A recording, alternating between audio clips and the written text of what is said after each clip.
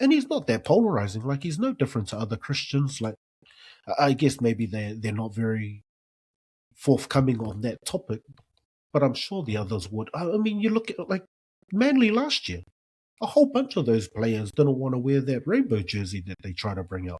Like, this guy has already sort of talked about how, I'm a little bit more mature now than when he made those statements ages ago. And, in hindsight, it, probably wasn't the best thing. He still stands by his decision and by sharing what he shared. Like, there's no shaking the faith of the man. So it's like, well, you know what? He still wants to give back to the game of rugby league that started his whole career.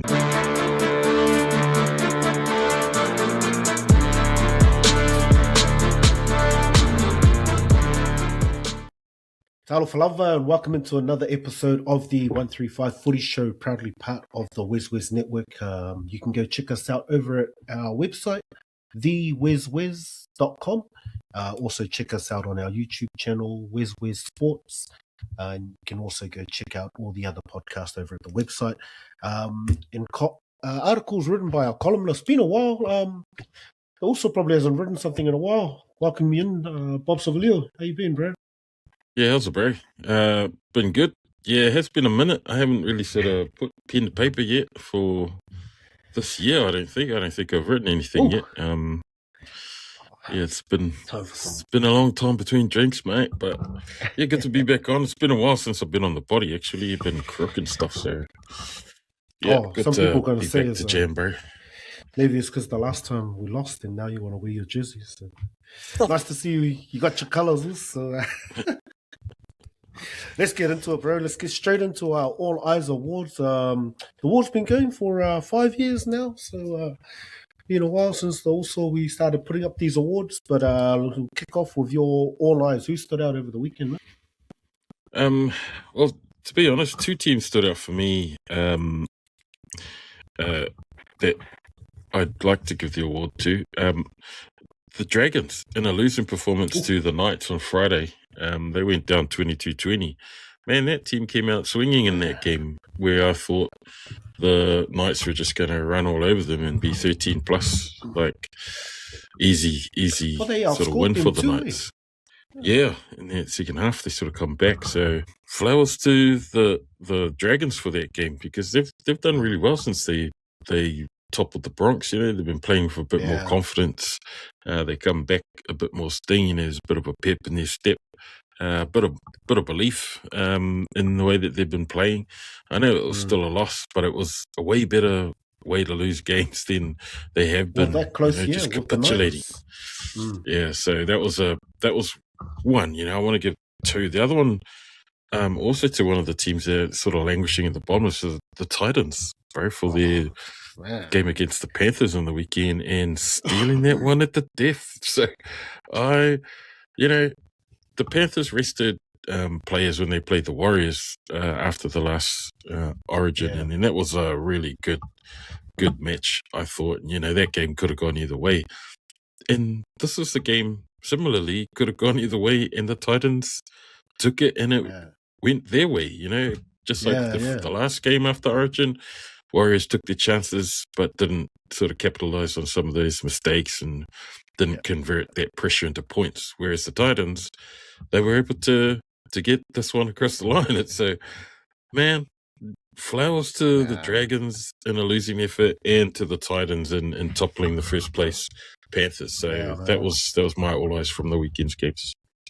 Nice call, especially that Titans one. I caught that game, and just a hard fought, like a real good win from the Titans, not just a flashy. They beat the Panthers because they pulled off some eat-ass, tries. Like, there was no Keanu Kinney magic. It was just hard defense, just working real hard in the middle. Without Tino as well. So Mo, he was leading the boys out there. But you're right, man. It was a real good win for them and taking their opportunities. And Zane Harrison with the snap field goal. Man, everyone's throwing his name around like, he's going to be in the next 7. I was like, this guy finally done something, everything. But yeah, well deserved All Eyes. I'm going to go with a recent game. I'm going to give it to Wade Egan. just in that game, just steadying the ship, like it was one of those ones. It was a real arm wrestle, and I was a bit nervous coming into this one with the Cowboys, re-signing Todd Payton, and yeah, I was thinking it was just going to be one of those games, and it looked like it at points. But yeah, just his craftiness, like yeah, I'm surprised he didn't get a look in at New South Wales, but especially I wanted to call him out on that pass from dummy half where he just skipped straight over to C&K on the wing. That was similar to Harry Grant earlier in the year, I think. But man, yeah, just at the point when they did it, yeah, my flowers go to Wade Egan, just the way he played on the weekend. Your Kaea Kelos? To be honest, there's not really much I thought was Kele, but probably one of the things we'll touch on a bit later. We brought it up just off air before we came on, was that Israel Folau call to not register his contract. I thought that was a bit Kele with the Tigers pursuing. Apparently Benji reaching out to Izzy and wanting him to come and play the rest of the season. Probably wouldn't have been on big money, would have just been more for the experience, having the caliber of player that Israel Folau is around those other young poly boys in the Tigers team. And then went all the way and then got shut down by Wayne Pearce at the ARL commission level. So I thought that was a bit Kele, and when you saw it just on face value, it was like, oh man, these guys are still holding grudges about stuff. And then you had mentioned off here as well that it was Maria, his wife, that had sort of come out and was talking up on her social media about double standards and this sort of thing, and how, they let back wife bashers or people that have done a whole lot of bad shit, and they've been allowed to be re-registered into the NRL, drugs, all of that sort of stuff. But then Izzy hasn't done anything bad but quote Bible stuff. And he's been just tainted with this, like, it seems like a really, really black mark against his name for having a Christian stance on and upholding that sort of Christian values that he has, as that's who he is as a person. And that I thought stunk, because it was like, come on, man, you've let some like audacious behavior of people and caliber of players come back into NRL to have second, third chances and all this sort of stuff to get their playing careers back on track. But Israel Folau is he blacklisted for life? Like, he can't come back. That's just bullshit, if you ask me. But yeah, so that was my guy killer from the past week, bro. Nice. We'll come back to that topic because it is interesting. I do want to touch on it. I'll quickly do mine, and I'm going to go back to the State of Origin game. So I have to call out Tony Staggs as my guy, Kele. And he got picked on in game one, and unfortunately for him, they picked him again, and he got picked on again. We'll break that down more when we get to the State of Origin game. But let's come back to your topic, bro, because, yeah, in terms of Izzy, like, you're right. Like, in terms of what Maria was saying, like, there's been so much other stuff in the game when they're saying, like, it's not a good look for the game, or, just reputational.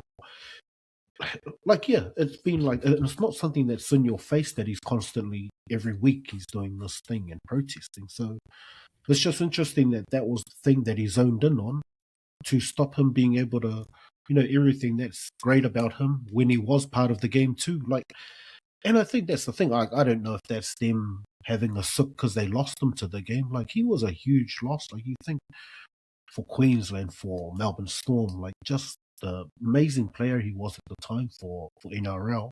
Then he left the game. So I don't know if this is them just having a sook, but other players have come back, been welcomed back to the game. So, yeah, it is very, like, and he's not that polarizing. Like, he's no different to other Christians. Like, I guess maybe they're not very forthcoming on that topic, but I'm sure the others would. I mean, you look at, like, Manly last year, a whole bunch of those players didn't want to wear that rainbow jersey that they try to bring out. I don't even know if they ended up playing in the strip last year. Maybe they did. But yeah, like, and yet, Saab gets to play on. Saab's, still getting to be great in the game. So it's quite, yeah. So when you kind of bring up that, it's like, well, unless people are forcing those questions down their throats, they're not outwardly just pushing the stuff out there. No. Yeah, it just seems like they've made a stance, like they're purposely, with intent, not wanting to register Israel, and it's a decision that seems based on prejudice. There's nothing to base it on. Like, it just seems really baseless, and you can't even say that, because he brought the game to disrepute. It's like, dude, like, this guy has already sort of talked about how, I'm a little bit more mature now than when he made those statements ages ago, and in hindsight, it probably wasn't the best thing. He still stands by his decision and by sharing what he shared. Like, there's no shaking the faith of the man. So it's like, well, you know what? He still wants to give back to the game of rugby league that started his whole career, and like, why not allow him that opportunity? It just seems like really sour grapes, bro. Like, I don't know what Wayne Pearce's issue is. Probably because he's New South and Israel Folau's Queenslander. Exactly. He doesn't want to bring that energy back. It could be something as fickle as that, but let's hope it's not. Like, they haven't really sort of come out and sort of qualified why it was that Wayne Pearce at the ARL level quashed the registration. It seemed like the Tigers, Benji, supported it. The NRL even supported it. Otherwise, they wouldn't have gone forward with trying to register the contract in the first place.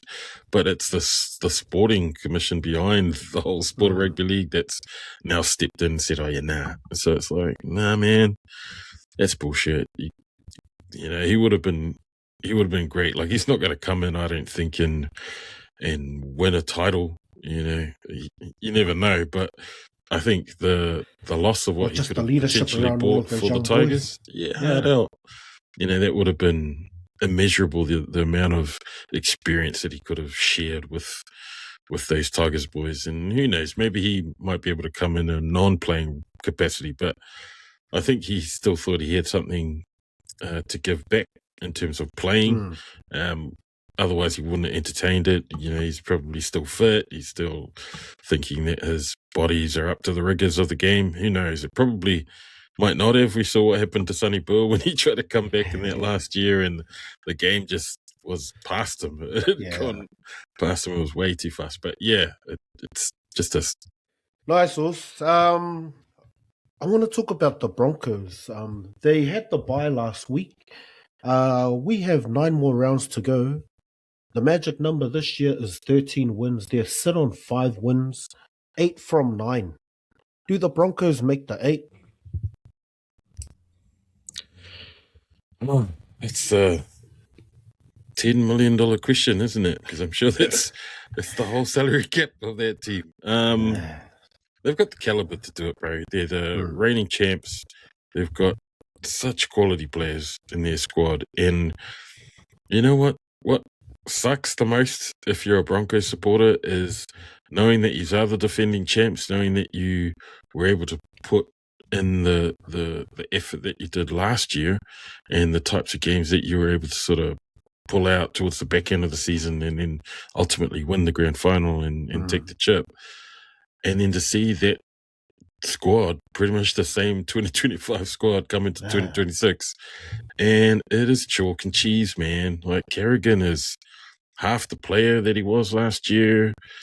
I'm liking the things that Xavier Willison is still doing, that Karapani, Josiah is still trying his guts out. There are players that are still putting in the effort. Like, you see those effort areas for some of those young players.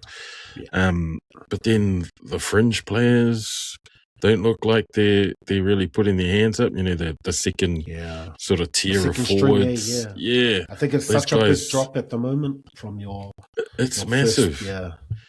And guys like what's that prop that came in? Preston Ricky. So when he was coming off the bench, he seemed like the man. He started that other week, and then just I guess was a it's so. shell You of think it's the himself. same, but no. I guess so many players you see the difference when you kind of see those impact guys, and then they try and start them, and it's just a different. Maybe it's just you're used to peaking at a certain point. Yeah, and like how can Payne Haas? This is why Payne Haas is like just different levels amongst those forwards. He comes back from weeks out of injury, and then runs the most meters. And Exactly. it's like, how can you guys not replicate and do exactly what Payne's doing? Like, it's just one job, bro. Cut the ball up as hard as you can, be elusive, put some footwork in. But guys like Jordan Ricky and Pia Kura, those guys they range from being outstanding to just being average and pedestrian at times, and it's frustrating if you're a Broncos supporter because you know how much that team did to win the chip last year, and it just looks like they're not. It's like they don't want to replicate the efforts of 25, and it is frustrating if you're a Broncos supporter because you came into the season with so much hope, so much of back to back. It's the same squad. But they, maybe Renault is at that stage that JT was at, where it's like, man, he just went one season too many, and it kind of looks like, Renault. There are glimpses of it, but man, his body is not. It's not helping him out, man. He'll do that break that he did, and then it's like pulls up lame, and it's like, man, he can't do the things that he used to do. Well, man, even 2 years ago. Yeah. Well, it's almost like I thought he was doing it as succession planning. Like he was just going to be there and, just kind of bring in whoever was next, Duffy, and kind of like, and just, get those guys ready. So as soon as he went down, but I guess that's what it looks like. Exactly what you're saying, that second tier aren't there. Like you look at the issues, like the Warriors are starting to see the same with the injuries. It's parcel of the season. But that second tier, like you're kind of not getting such an impact in the drop, and I guess this is where they're struggling when Reynolds isn't there. Like just the difference in the drop of caliber of these players, like you said with Haas. And you'd think the guys would get up. Like, this is your last season. Like, he's unfortunate for him. He was a kid when all of a sudden he had to be the leader of this team. Everyone's looking to him to lead the sport back. He's like, where's my third season of NRL? So all of a sudden, he became a leader. So I guess it's hard and frustrating, like, as a fan, but also you look at him, like, the things he says, like, all these guys are talk. Like, he's saying, we're saying all this stuff, but when we get out there, it's all BS. And he's the only one who's pretty much doing the talking with the way he's playing. And it must be so frustrating when you carried this team, had to become the leader, and now you're trying to lead these young guys. Like, this is all you got to do. And like you're saying, they're not stepping up. Like, your one job, just go work hard. And this guy's coming and doing extras when he's... And so, I worry for this season. What season? Next season looks like too. Like 8 from 9. I don't think they get it done. Like, I'm writing. I'm putting a line through the Broncos. Unfortunately, Usai, if you're listening, you can switch off now. But I'm putting a line through. Like I don't see them doing it. Like this week going up against the Roosters with Ben Hunt re-signed before they bloody re-signed Billy Walters, and going in together with Duffy. So again, Duffy looked great at 7 when he got the chance. Yet they give the brains over to Ben Hunt and possibly going into next year. So it's strange. It's strange what's happening there. We give the boys shit. Like we love to rib them when the Bronx are losing or when they're down. But in all honesty, man, a strong Broncos makes for strong Queensland football, and makes the region stronger. When the Broncos aren't doing so well, and then when you have the Cowboys not doing so well, and then you have the Titans that are, they're perennial underachievers, the Titans. But, that one game in the weekend aside, they're usually either getting smashed or just losing games. And so Queensland Rugby League teams aren't the flashiest, but, Broncos have always been the sort of torchbearers for Queensland Rugby Yeah. League, and you want them to be strong because you want the region to be strong. You want to attract the kids to come and play rugby league to become the next generation of Broncos players coming up.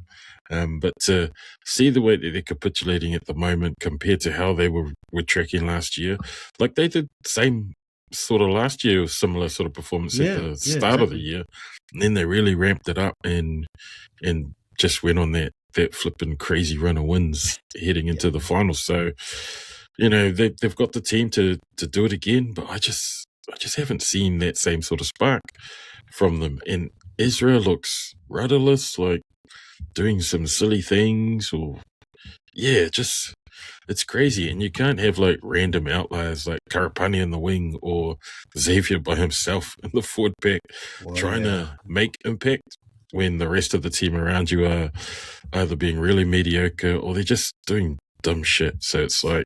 Yeah. And the recipe from last year won't work as well. Like, you think the game in a year has gone so quick. Like, that's the thing. They got away with it because they could just pull out that magic when everyone else was tired. But now they're tired. Like, they don't... Like, Reece doesn't get the gas. Like, he's been injured so much as well. But when he goes to do those big plays, they're blowing because they've been doing, dumb shit, getting 6 agains over and over. Just that discipline. So you see, I think in the last few weeks we did see like they fixed up their discipline. Like they sorted out, stop getting those stupid penalties and dumb 6 agains. So it's like they fixed that. But the game just got too structured. So I think I don't know, like such a small change. I don't think it's just that. Seems to be, and I guess that's the problem with the Broncos. I think there's so much things that are happening that are wrong. They need fish rots from the head. Yeah, something's happening up there. That's true. Of all that shit that happened earlier in the year with the Broncos organization and with Gordon Tallis and renaming the rooms and all of that sort of stuff. It absolutely impacts on the playing group. Like, all of the shit talking about Madge and his training, and it's like, well, his training worked last year, so exactly. Why are you bringing it up again? It's like, it got you a championship, so shit, just knuckle down and do it again and be competitive again. I don't know. Like, they need just absolute diamonds from Reece Walsh to even be remotely considered a top 8 team again, but it's unlikely. I can't see it. Yeah, well, we will see this week. I guess that'll be the telling game. Also, I haven't had a chance to. I talked to Stacey and Folau about it, but Fosball, you made the call, maybe wooden spooners, Manly, under who's the coach that went out? Seabold. Yeah, Seabold. They were your wooden spooners. Did you do you think it's Fosball that's just changed this team? Like, did you see a team that someone could turn around and look like this when you called them as your wooden spooners? I guess I called them my wooden spooners because of the way that they were playing in a Seabold. And Seabold's got a track record, bro. Like, he's done this at the Broncos, he's done this at Souths, where he's taken really good squads, and then it's like they lose faith in their coach, or for some reason they just go on a stretch and a run of losses. Like your game plan, man. Yeah, man. And then it's like he's not inspiring enough to turn that shit around. And like, you saw that at Manly at the start of the year, and he had the exact same players, bro, and he just wasn't able to bring what Foz has been able to bring out of the exact same playing group. And when you see guys like Olokoatu get interviewed after he got selected for New South in that game 1, and he talks about, he credits his selection to Kieran believing in him, and really, man, and you saw that shit. It was like a transformation in Olokoatu, going from just not being able to break the line. It's like, Sully, what's up with this guy? And how... I guess that was the thing everyone saw in this guy. Like, that's the man, but how come he can't just be consistent? You know what, bro? I think as Pacific, you and I can probably relate to that stuff. You get into these lulls, and you get into your own head, and then all of a sudden it's like, you can't, the Americans call it the yips. You forget how to do shit. You forget that you're able to break the line because you're 120 kgs of raw Tongan muscle. It's That's the thing. Sully, you forgot that you could just smash people at will because of the size and the strength and the power that he possesses. That first sort of start to Manly's year, it's like he was just there to get paid. Like he wasn't. There was no, oh, I'm going to play for my team. I'm going to play for my coach. So like sack Lawler coach, and the man's outlook on life just changed. And oh my god, like Haumole was a wrecking ball, and he turned into that Haumole from previous seasons that just would smash into everything. And with every week that Kieran Foran was the coach, the chances of them being wooden spooners just disappeared in front of my eyes. Like I had caught it, but then I had to walk that one back because the way they were playing was like the Manly of hard out, like competitive Manly of recent seasons when they had healthy Turbo, when they had healthy DCE, when they were able to string together just win after win after win, because they had belief and they were able to play to a plan. Man, Foz has brought all of that belief back, and so they've lost a couple of games, but man, they haven't been terrible losses. And I just, I don't know, Foz you just want to root for Foz because he's Kiwi, like Benji. You want to root for the Kiwi boys to do well. Yeah, and Foz, that's the thing, when you listen to him, he is like a bloody, just a horror. Is like, is this guy full long or is he? Because he just freshes out sometimes, But Fosball, just that belief, like you were saying, that he brings into the team, but also like you were saying, when they lose, like when you called them the wooden spooners, this was the same team that could run in 50 points and then let 50 points in as well, because they just had no deep, like just that grit that they seem to have found with Foz as well. Like there'd be games where they'd run away and you go, oh yeah, Manly's got it. And then turnstiles when it comes like, what the heck? How was this other team just score 4 in a row to beat these guys? So such a cool turnaround. Gone from your wooden spooners, where are you putting them, bro? You got them in the top 8 or even in the top 4? I reckon there's room for them to drop. And that's probably just, I don't know, can they sustain Fosball heading like deep into a finals run? Like I still think they'll make top 8 because the way they've been playing just demonstrates that they've got a real belief in their coach and that they've got a real belief in the systems that they have there at Manly. And man, the two people that I wasn't too convinced with at the start of the season was Fogarty at Manly and DCE at the Roosters. Like they just looked out of place, both of them, in those new team systems. But holy shit, like both of them have sort of turned that around. Yeah, they've really come into their own, and Fogarty's just showing why he took the Raiders to that minor premiership last year. And DCE is just DCE, man. He's like, oh, well, just don't believe in me and I will play my own game and I will play my way into the rest of the system and make this great team because he's great again. Like that. He just wants to be like the guy, like the oldest guy to win a premiership. And he still looks like he's having fun, right? Exactly. Like DC, and I think that's when he plays well, Yeah, I know. The difference between DCE and like, stopping us. Yeah, like that. DCE, Reno, two of the oldest players in the comp at the moment, both halfbacks. But when you see how DCE's playing at the moment with his playing group and how Reno's sort of play, like Reno is all business, man, and it just doesn't look like he's having fun playing footy there at the Bronx. Well, yeah, that's DCE, the sad thing, So DCE looks like he's thriving in that new environment. Tries, So, like I had doubts with those two halves, but Fogarty and DC have just really turned it around for both of their teams.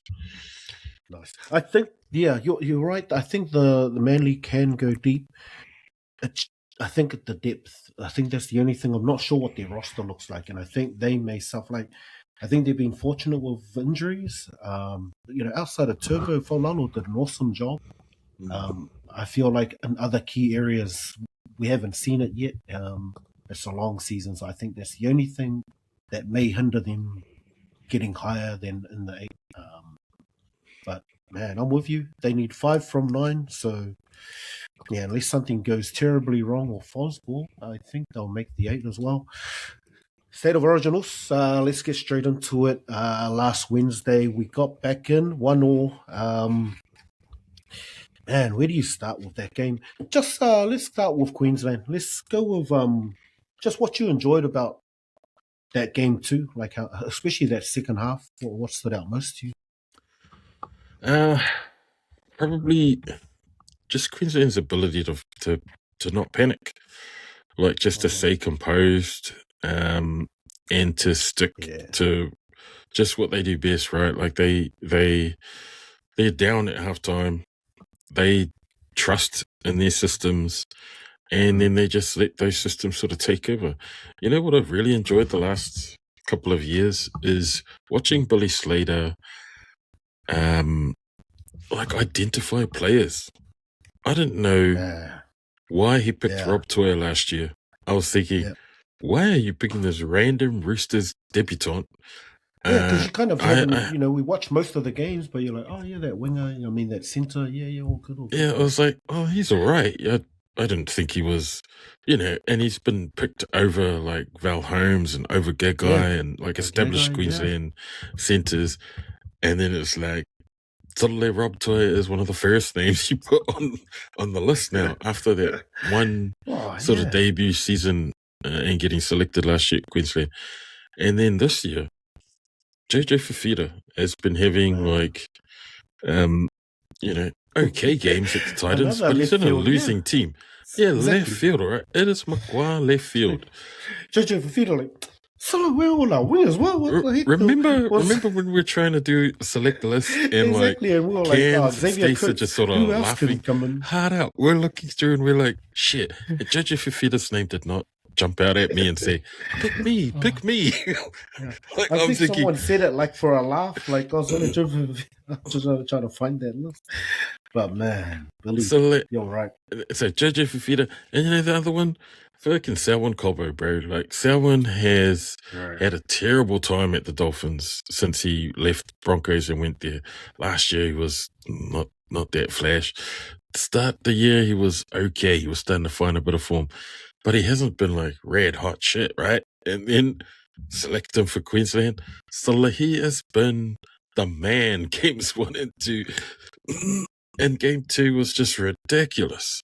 Ridiculous. The form that Cobbo's been in, just holy heck, like his just belief in his game.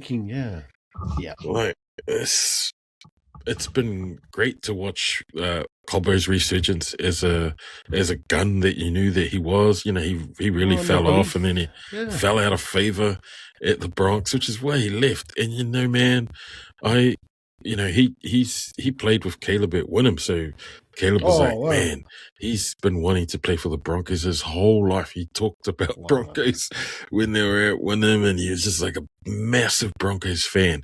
So I'm sure him signing to the Dolphins because he fell out of favor would have been one of the hardest decisions for Cobbo to make, because he's getting further and further down the pecking order behind Josiah, behind Benga, behind Jesse Arthurs, behind Deloise Hoita. All these guys have been pushed ahead of him, and it's like, oh, that sucks. But man, and I guess it's a confidence. Like he's a confidence player. I think you're right. Like just those things happening was enough to kind of just be like, oh well, I had my chance. I guess this is how it is for me. At least I got my dream.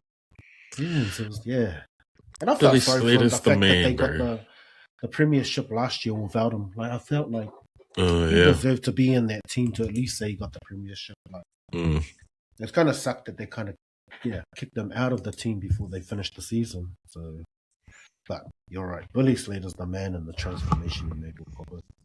And just when you hear Billy talk, like that guy has got like his brain screwed on. And I've seen interviews where they have with Florrie Daly, and it for me it just feels like the game's moved past Loz, and unless you've been a player who's been coaching through all of the changes, like the Ricky Stewarts, like flipping Craig Bellamy, exactly. like Madge, like Wayne Bennett. If you're still one of these old guys that are, associated with those 80s, 90s rugby league, but you've maintained, kept up to date with all the changes and you've coached through those changes.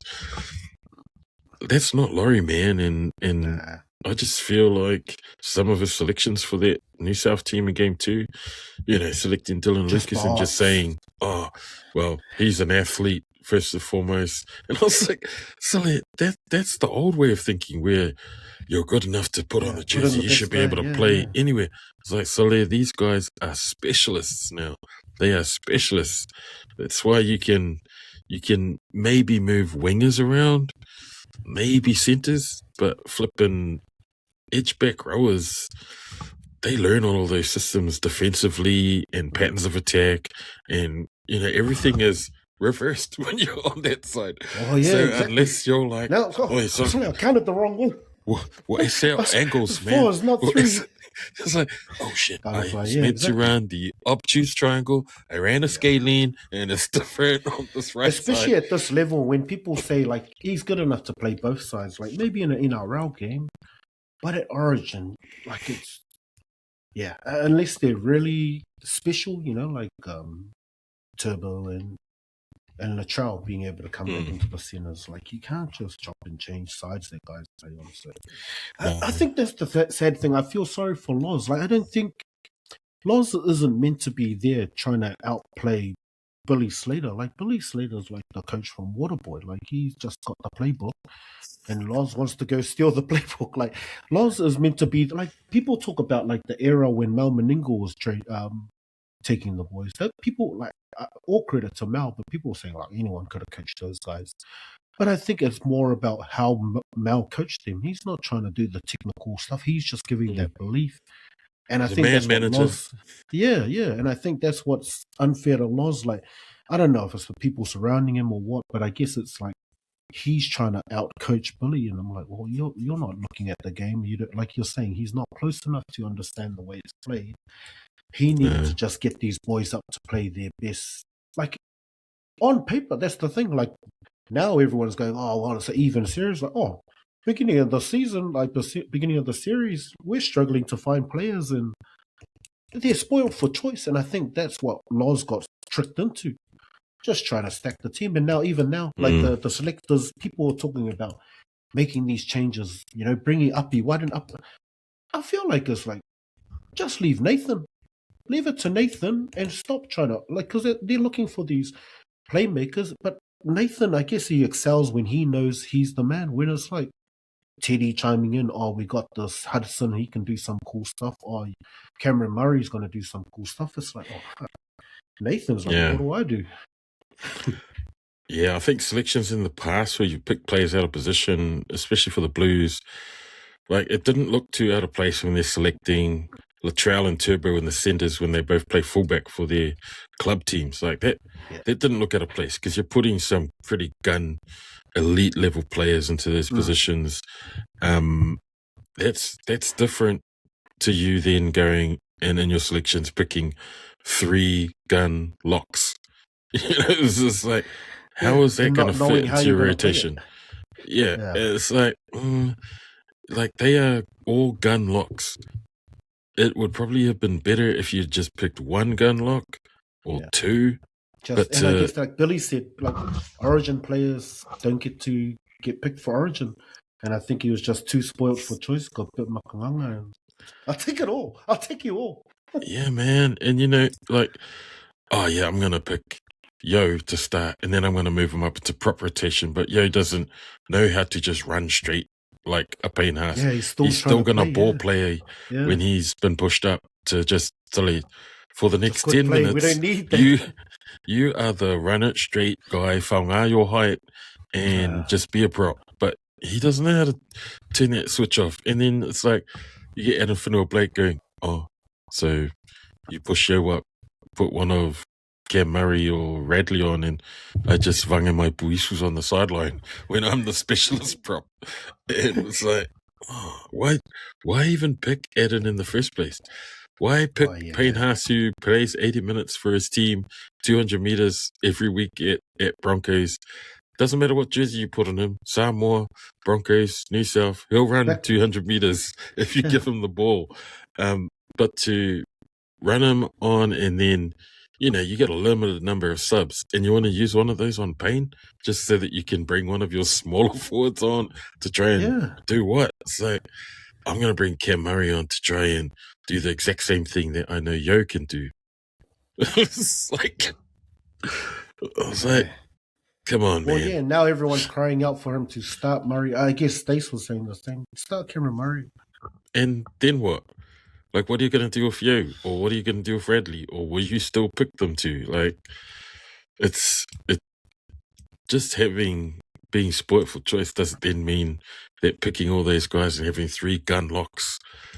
It's, because Loz still wants to sub Payne Haas off, which is the dumbest thing ever in history. Putting Payne Haas and using one of your subs to sub him off. It's like, nah, man, that guy's got an engine for all day. Yeah. The biggest problem is the fact that they won game 1 with that 12-man, and I think that's what really screwed them over, because everyone's like, oh, you won, but you need to make changes. So then he made the changes. Now they're lost. Now what do you do? Well, I had a winning team and I changed it and I lost. Now I got a losing team. If I change it, now what do I get? Lucky dips.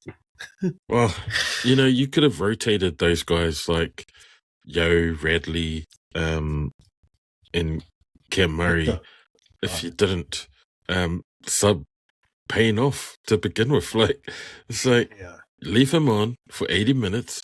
He can handle it. And unless he gets injured, then sub him off. Pretty much, yeah. And but just keep he will the give guys you 10 to 15 minutes meters every carry.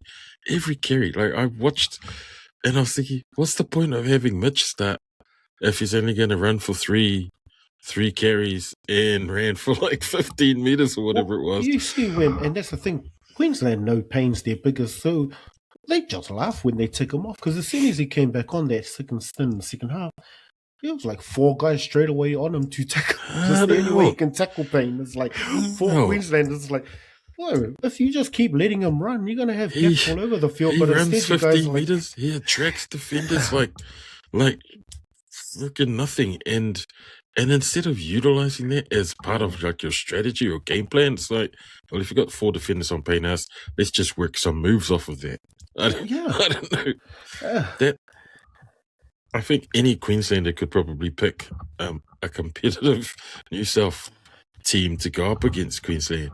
But that's the thing, like some of these left field, like ballpark type picks that Billy has, like it has people really sort of fumbling for answers. And then like, New South the whole week we're talking about how they're gonna what was it? How are they gonna utilize Reece Walsh? How are they gonna bring Reece Walsh into the game? And then you see those theatrics that Billy... right at the beginning of the week, it's just like, so they're not playing.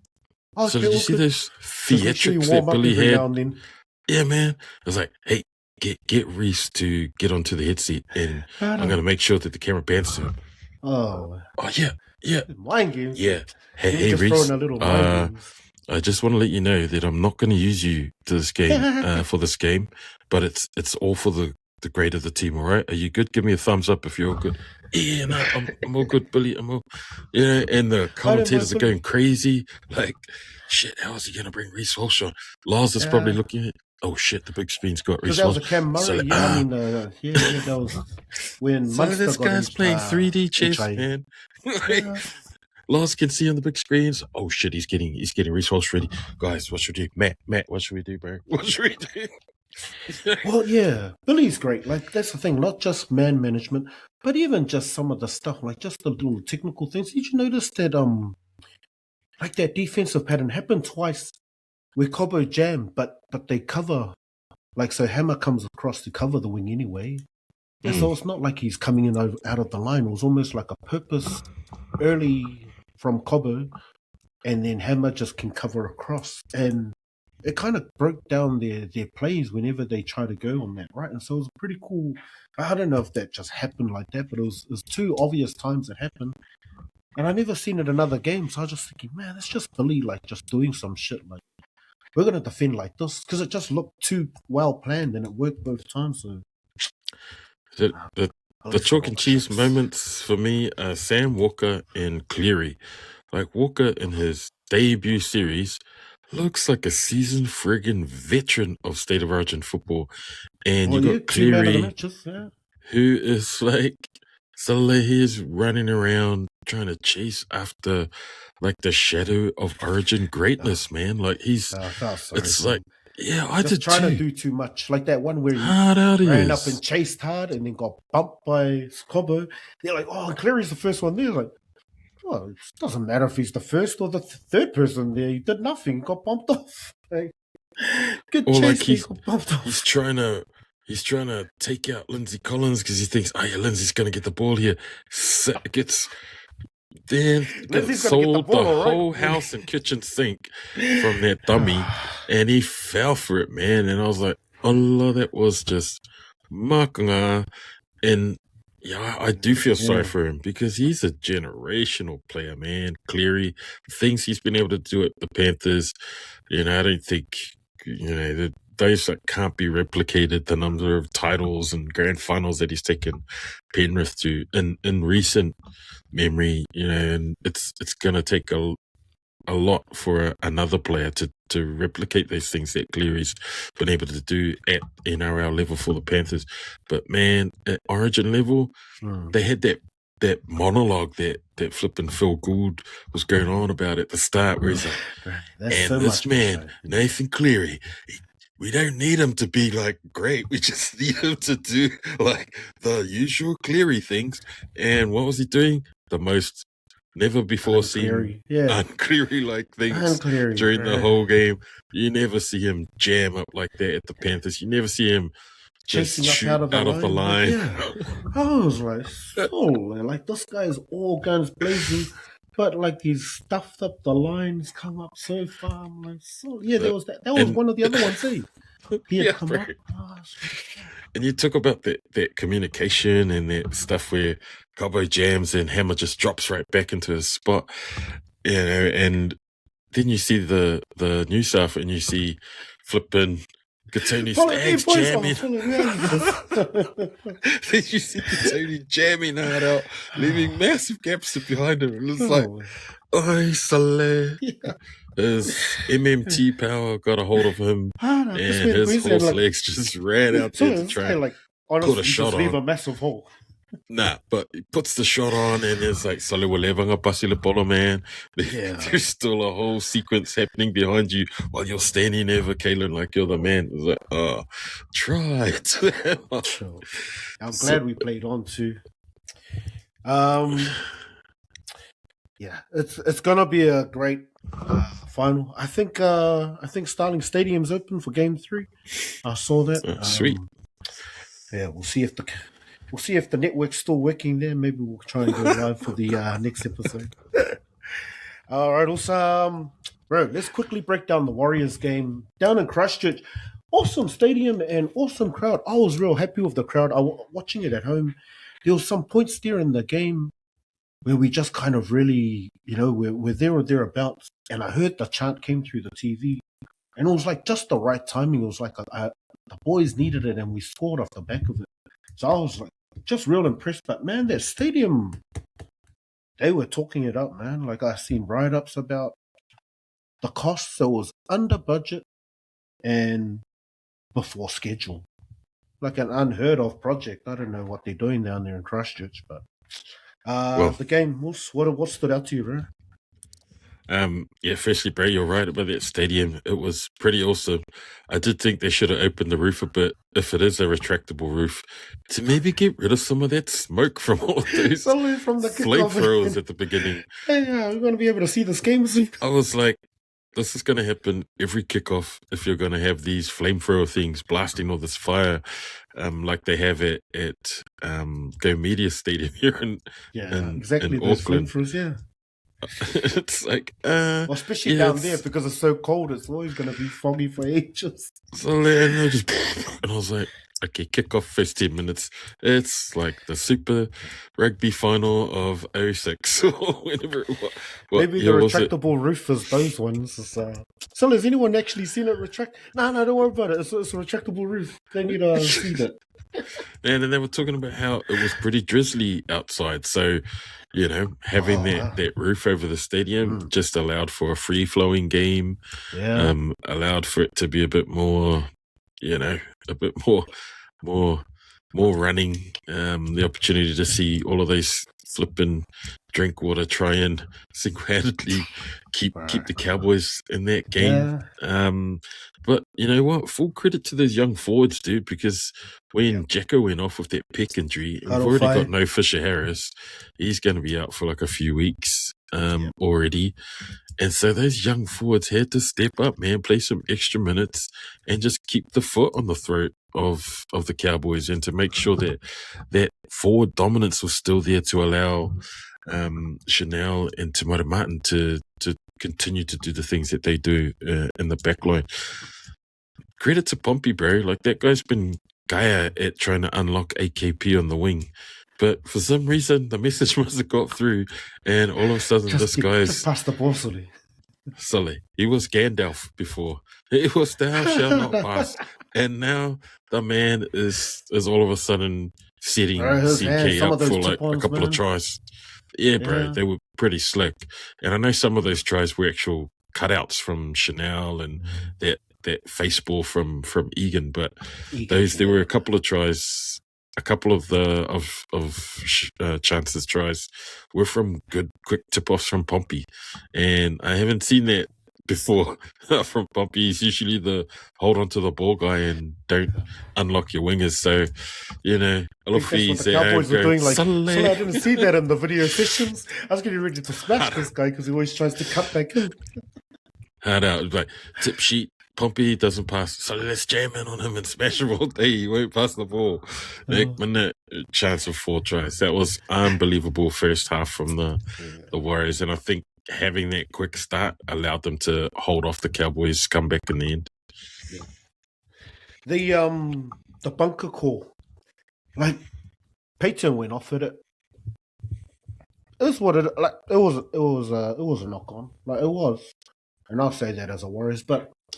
That's the beauty of rugby league. Like, there's always these calls, and we've been on the receiving end of so many of those kind of calls where people go, "Oh, but it didn't change the result." Like, but it's like, nah. But at the time, that's really like when you're down by like 10 points, that's breaking. Like, when your team's there or thereabouts, and something like that, you get that over you, it can kind of break the spirit of a team, or just that momentum just keeps going, and we've been on the receiving end far too many times to kind of bring up. So I think because we've been on the receiving end of some of those shit calls, it was a shit call, bro. That was a knock on all day. So I was watching it and just live. Go, I start playing on my phone and then see Pompey up to.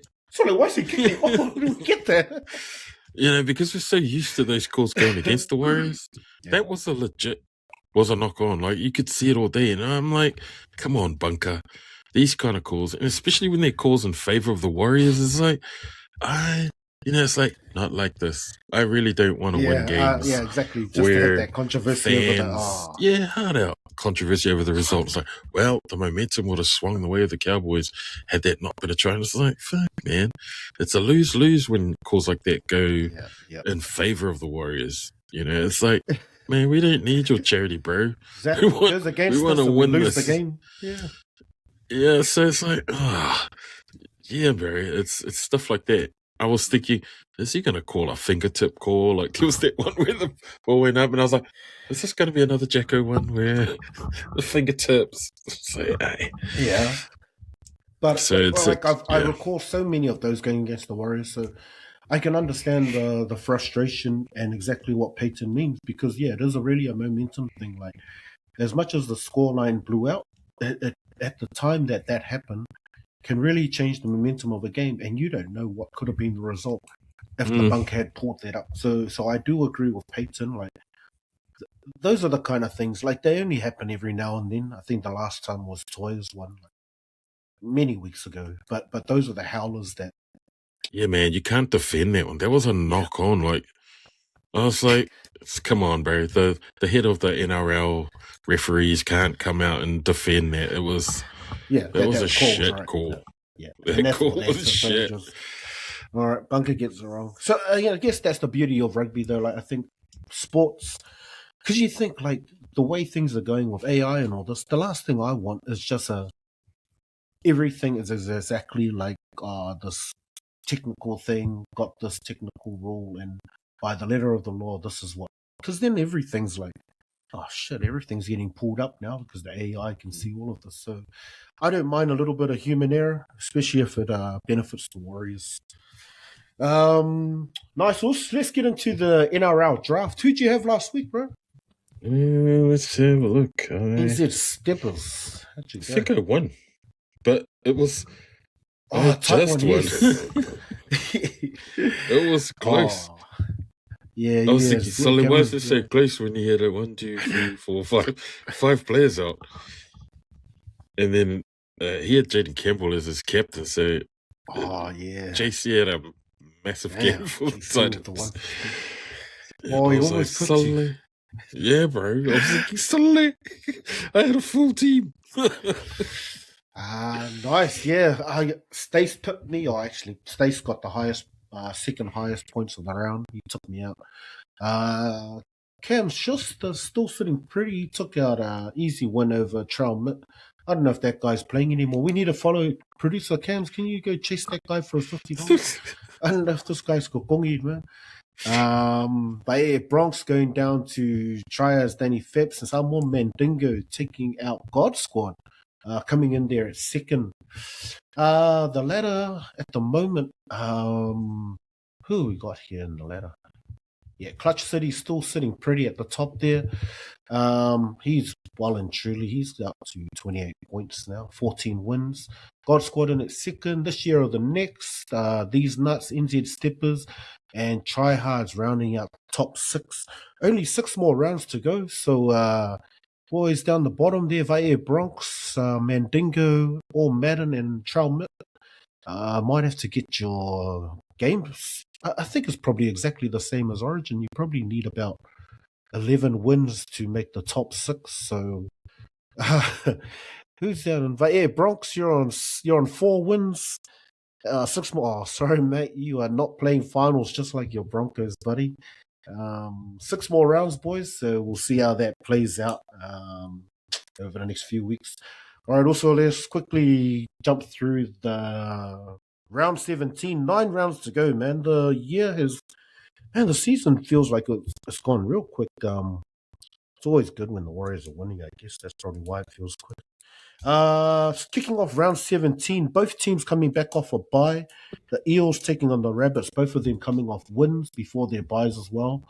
The Rabbits having that. We forgot to touch on that. I think we missed the episode after that Rabbits Broncos game. But that was a real touching tribute they did for Jairo. Man, yeah. I don't know if there was a dry eye. I was struggling to watch that and tearing up. And you all right? Hey, yeah, it's just an important part of the game, mate. But that was an awesome tribute that they did for Jai and the Rabbits, sealing that one. Who do you see taking out this one, bro? Yeah, this is probably the coin toss game for me, to be honest. Just with the way that the Eels have been sort of performing, like they're a real tough team to call when they're like this at the back half of the season. Like they're fighting on their teams, man. Hard out. So it's real hard to sort of tip against them. But for me, I'm gonna pick the Bunnies to get this one over the Eels, just because the Bunnies have been a bit more consistent. I'm hoping that you see a bit more out of Dave Fifita in the back row there. So yeah, for me, the Bunnies should offer more off the bench too. I think they've got a bit more impact of players like Humphreys and Lachlan Hubner coming in. So Bunnies for the win. Yeah, I agree with you.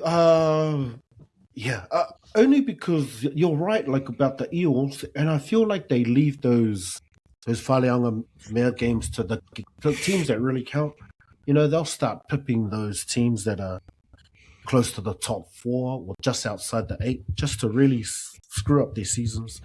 But on this one, I'll pick the Rabbits to take this. The Titans and the Dogs. This will be a cool matchup. The Titans coming off that win, and the Dogs, both of them coming off a 1-point win, so they've got field goals in them. And the only teams to pip the Panthers this season as well, so they've both got that in common. So this one should be, man, who would have thought? But probably a real interesting and a close one. I'm going to go Titans just because I like the Titans. But which way are you going on this one? Yeah, I'm going to pick the Titans too, bro. Yes, the Doggies took out Fosball last week, but I've just been unconvinced of the way that the Doggies have been playing of late. Like, and I still think it was a fluke that they beat Manly. I think Manly were a bit thrown off by Critter playing at 6 and Bretto playing out in the centres. Like, it still didn't offer anything for me. Like, I put it in the chat. It was like, why is Critter he was just catching the ball and passing. He wasn't doing any running. He was. Why's Critter not doing anything? Yeah, and I don't know if. Yeah, it didn't seem to be like a convincing game plan. You're right. It just seemed like a distraction. Like it was a distraction tactic to try and throw off opposition defensive plans or anything. But Critter didn't do anything special. I thought at standoff. He was catching the ball and passing, catch pass. And I don't know, maybe it allowed like Britain to free him up. Yeah, because it was almost like he was playing the organizer. Because Galvin ran more. So maybe that was the, had number 6 but playing a 7 kind of role, just like you said, catch and pass, just feeding those guys. I don't know. Maybe. Like they got the result, but it just seemed confusing their attacking structures at times, and I don't know. That doesn't seem like a sustainable plan of attack against a quality defensive team. So, and that's it's not the Titans. Titans aren't a quality defensive team either by any stretch. But I just like the way that the Titans are going about their business. They're a bit, they're a team that will flip in all in on a pair of twos, and they'll chip and chase at the death and score a try when it looked like for all money they're gonna lose.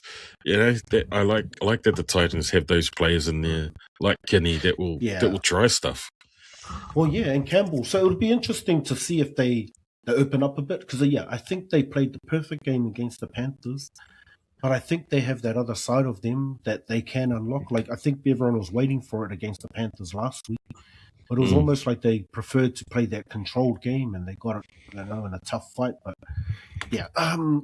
Satili's a big miss for them. I think he pulled up that late in the second half is that play that he tried to run down and pulled up. I think he's torn his hamstring. So unfortunately for Satili, he might be out for quite a while. But Preston comes back. I just don't see it being enough. So tipping the Titans for that one. The Broncos at home after a bye, so they've had a sit down. I guess they've had words, whatever they needed to do. This is the start of their. It has to be the start of their run. They need 8 from 9, starting with the Roosters on Friday night. Friday night Broncos. Been a while, so I think the Broncos need a Friday night game at home. Reece Walsh back. Payne Haas back, Ben Hunt starting at 7. No Ezra, no Reynolds. Roosters coming off that strong win and sitting at 4th now. Man, I want to say Broncos just because they really, really, really need this game. I'll lock in Broncos with Usos. You're a brave man. Unfortunately, I just can't see it with that 6-7 combo, bro. Like at a pinch, you could probably think that the rest of the team outside of that halves combo might be able to pull it off against the Roosters. But when you compare their spine to the Roosters' spine, it's Roosters are all quality, man, and any one of their backs just seems super dangerous at the moment at the Roosters, where they could just pull off anything, whereas the Bronx backline just seems a bit undercooked. So, sorry, boys, I'm picking the Roosters for this one. And it might get super ugly because I'm just unconvinced that Ben Hunt has anything in him. All right. Finns and the Warriors. They met not long ago, actually, probably only about 4 weeks ago or something like that. So this will be a repeat. Warriors got away with that game against the Finns. I think it was a close one. How do you see this one going down? As a home game, Suncorp for the Finns. And they got all the Origin boys back. Oh, we got Capewell back as well. Nice. This will be a really good test of Mitch's leadership, his fitness, his game fitness. Like, he's only been back a few games, and some of these games have been quite major, like State of Origins, but he hasn't really. He was huge. He was huge last week. Yeah. So, I'm always going to back the boys, but this is going to be a pretty stern challenge for them against a really gun Dolphins team that team's firing, man, and they've been able to sort of pull out some really good wins of late. So it's going to be a good game. Looking forward to it, but I reckon the boys will be able to pull it off in a close win. Nice. Yeah. Backing the boys for this one. It's going to be a great game. I think it'll be a real good test. And as long as the boys get their game on, I think they love it, just like their Panthers game. I think if they get into their game, this could be a real good game. Just with the caliber, man, Dolphins have done real well with just almost similar to the it comes down to coaching. Wolf's done such a great job after taking over from Bennett, and very similar to what Webster's done. A lot of these guys, journeymen or just new guys coming in, and just really getting them to gel well. And even when they've had the boys out, Trey Fuller being able to fill in for Hammer, and Nafahu last week as well. So I think they've got a real balanced team. Hammer's probably the scariest thing in that team when I look man for man. He is going to be a problem. And Isaiah Katoa was injured last week, didn't play, so it'll be interesting if he's 100% healthy. But real good challenge for the boys. I reckon they'll get up for this one just to really solidify where they're sitting. I think it's going to be hard. If they, I don't know. It's again, we're 9 weeks out from the big time. So I think this is where they really need to stamp the authority. So yes, injuries aside, I think the Warriors need to get it done, and they will get it done. Cowboys and the Panthers. Cowboys, they've come off. They looked good, then they had a bad loss the week before the Warriors, and I thought they were going to be in a mood. So it was unfortunate they didn't get up against the Warriors last week. Panthers coming off that loss without any of their stars, so they'll be looking to bounce back. So, both of these teams are probably really needing this win. Outside of, like you said, outside of Drinkwater, though, the Cowboys are really struggling for options and creativity. So I'm going to give it to the Panthers. Your thoughts on this one? Panthers all day, bro. They get Cleary back. They get To'o back. They get Yo back. So they've got all of their organisers coming back for this one, and then strike power out wide. So, whereas the Cowboys have been struggling for a bit of creative flair, the Panthers have had no issues in that department all season. So getting Cleary back is a massive plus for them. He'll be able to organise a bit more than their sort of halves combo last week. That's not taking anything away from the Titans. They deserve that win. But Panthers back at full strength are going to be tough to beat. Nice. Well, so let's move on to Manly and the Storm playing at Four Pines. It was a bit of a grudge match of recently. These guys seem to always want to get up for this game. I don't know what happened between Manly and the Storm, but yeah, both teams really get into each other in these. Jerome Hughes out. That's probably the biggest out here I can see for the Storm. Garrick, Wakeham, and Hetherington. Wakeham's been real good for them. Who have they brought in for? Oh, nice. Joey Walsh gets a chance on the bench with Wakeham out. So might be interesting to see Joey Walsh. I'm gonna pick Manly just because of Jerome Hughes being out.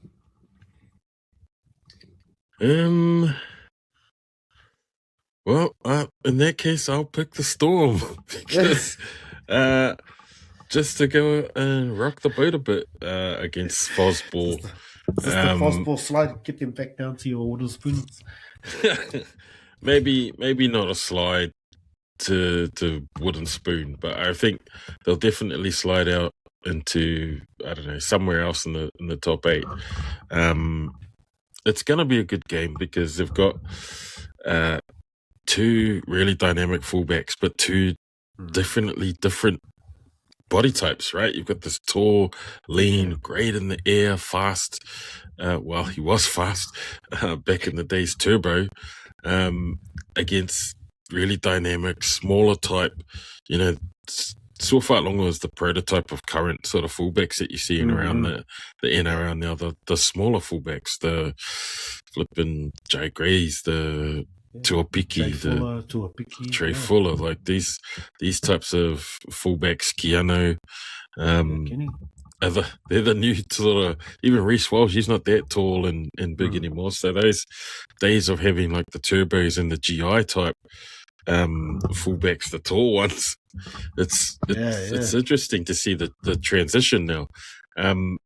But I think it's going to be a great competition. Those two, they've got some really gun wingers at the moment that are both in form.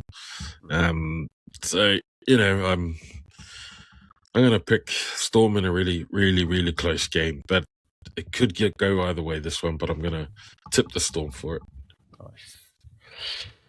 Nice. Raiders and Dragons. Dragons, like you said, coming off a close loss. Raiders disappointing. They started really good. Like I thought they killed my multi, so I was glad that they lost in the end. But back at GIO Stadium, I don't know. They've been disappointing all in all for the season. They get Simi Sasangi back, playing in the centres again.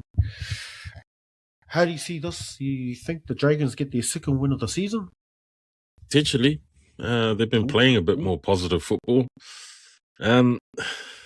Tough one to call because the Dragons are, again, at that stage of whaaleanga mea for these teams that are trying to compete and make their way up the ladder. But this year, man, the Raiders have just been pretenders.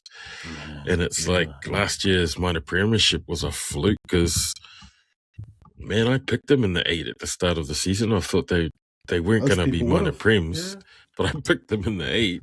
But they've been so inconsistent.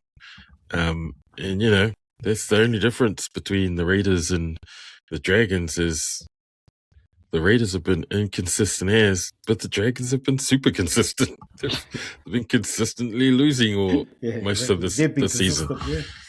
So, to see them perform the way they have been, you know what? I was giving Kyle Flanagan a lot of shit at the start of the year, and I'm still not convinced that he's a super great player. But man, there were some good things that he did in that night's game, like clever little chips.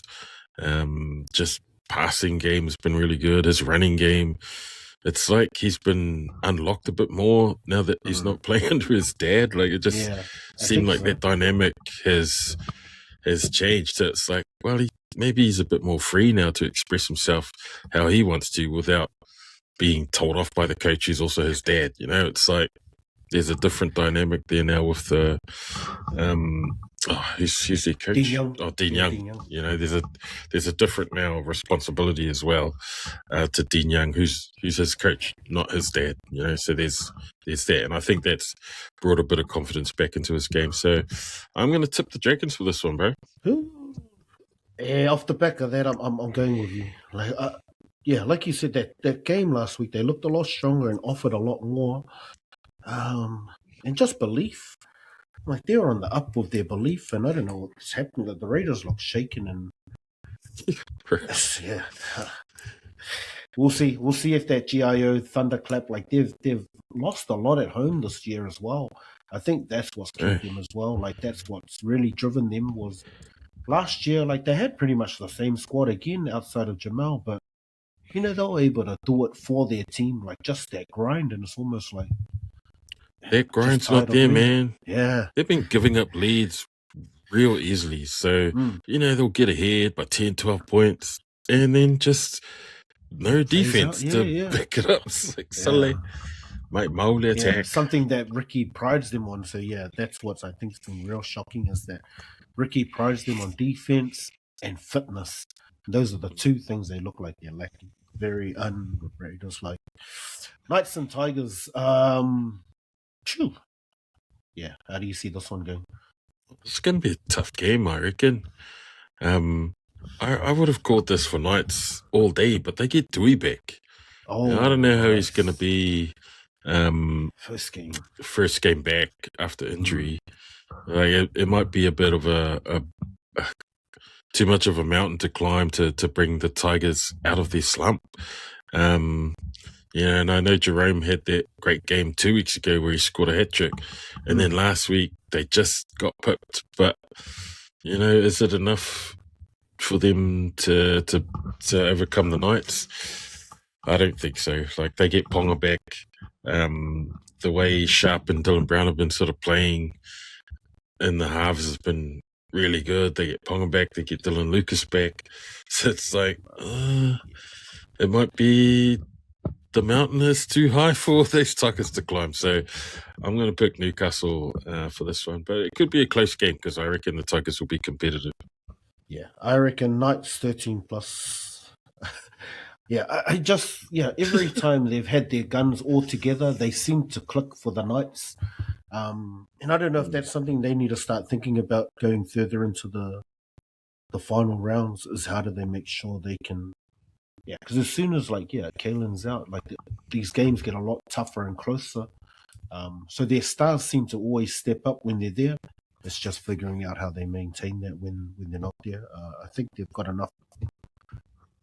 Where do they sit? Yeah, I think they need to start going on a run. I think they're still sitting close to the 8 or just inside. So I'll go Knights as well. Quickly, just any calls there for a multi? You got a couple of legs. I'll go Marky Mark for a double. You want to add a couple in there? That's probably a good one. Let's see. I'll pick in the Panthers Cowboys game.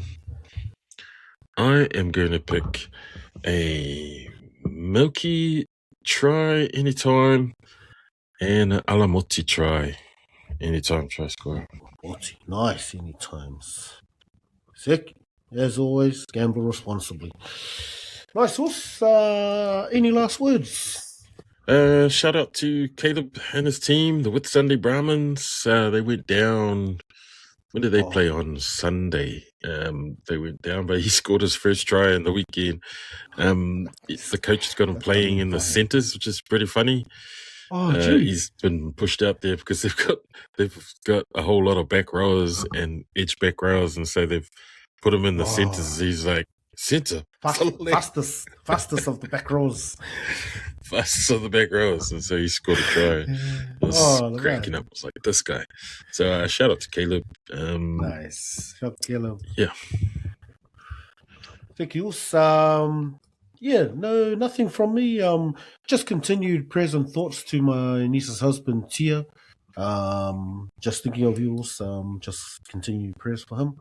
And if you've listened to us this far, please go give us a like and subscribe over at the Weswes Sports Channel, 135 Footy Show. Thank you for listening. And a special shout out to Cheese Balls. He drops a like and a comment.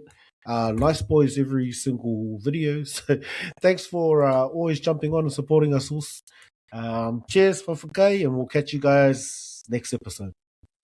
Haters. Weswes, y'all.